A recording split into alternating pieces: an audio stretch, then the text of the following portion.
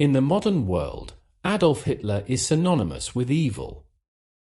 He has been termed by historian Ian Kershaw as the embodiment of modern political evil. Hitler and his Nazi Party are held responsible for the deaths of an estimated 50 to 85 million people during WW2, leading to almost universal disdain and hatred. However, Hitler was born in 1889 and only started becoming known to the world in the 1930s. So, this raises the question, who else in history has held this title of the embodiment of evil, if there is anyone at all? First of all, it is important to remember that the world was much more connected during the time of Hitler and subsequently. A famous Western figure like Charlemagne would have been almost unknown in China, for example. It was therefore almost impossible for a figure in the pre-information age to achieve the worldwide infamy of Hitler. Despite this, there are several candidates in different regions of the world. One example could be Attila the Hun. Attila was the most powerful ruler of a nomadic group called the Huns who moved into Europe from Central Asia in the 4th and 5th centuries. The Huns devastated the Eastern and Western Roman empires, raiding and pillaging towns. Although not directly responsible, the activity of the Huns led to the fall of the Roman Empire in the West and for many people the collapse of society. The Huns were therefore remembered as harbingers of the apocalypse, and Attila became known as the Scourge of God. This reputation has stuck, and Entente propaganda in WW1 portrayed the invading Germans as Huns, savage barbarians. Roman historian Jordanes describes Attila: "He was a man born into the world to shake the nations, the scourge of all lands, who in some way terrified all mankind by the dreadful rumors noised abroad concerning him." Napoleon Bonaparte is another figure who draws some similarities to Hitler.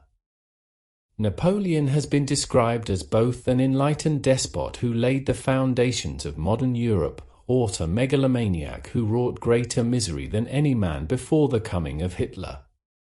His autocratic tendencies and willingness to use military means to achieve his goals certainly draw comparisons to Hitler. Both men conquered a very similar area of territory, failed to conquer Britain, and were ultimately weakened by a failed invasion of Russia. Napoleon surely lacked the cruelty and genocidal tendencies of Hitler. His wars, however, did cost the lives of 6 million people. However, the blame for these wars is more debatable than the Second World War. Genghis Khan, the founder of the Mongol Empire, is often cited as one of the most successful and brutal conquerors in history. His military campaigns were characterized by extreme violence, including large-scale massacres of civilians and the destruction of entire cities. While Genghis Khan's ambitions were focused on territorial expansion and the unification of the Mongol people rather than on racial purity or anti-Semitism, his use of terror and ruthlessness in achieving his goals has led to comparisons with figures like Hitler. The scale of his conquests and the brutality with which he treated those who opposed him are central to these comparisons. These are the three most obvious pre-Hitler Hitler-like figures. However, there are many more figures in history which gained widespread hatred. Here is a brief overview of the Roman Emperor Nero, who famously was claimed to have fiddled while Rome burned and practiced widespread corruption.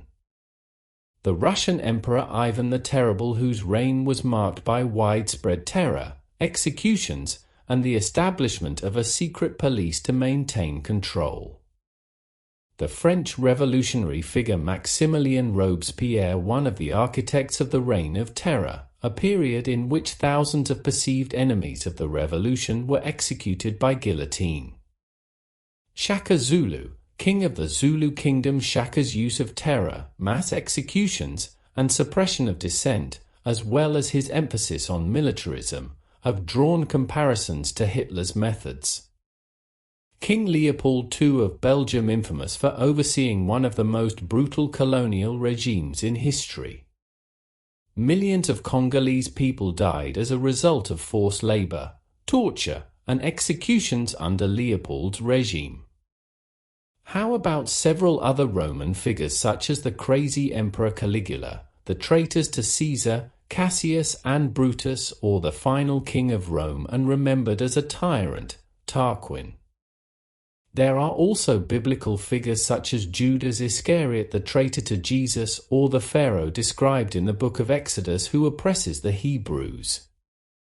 Ultimately, there isn't one historical figure who perfectly fits the description of the Hitler of the pre-Hitler world, but figures like Napoleon, Attila, Ivan the Terrible, and Genghis Khan share some characteristics that have drawn comparisons to the totalitarian and violent nature of Hitler's rule.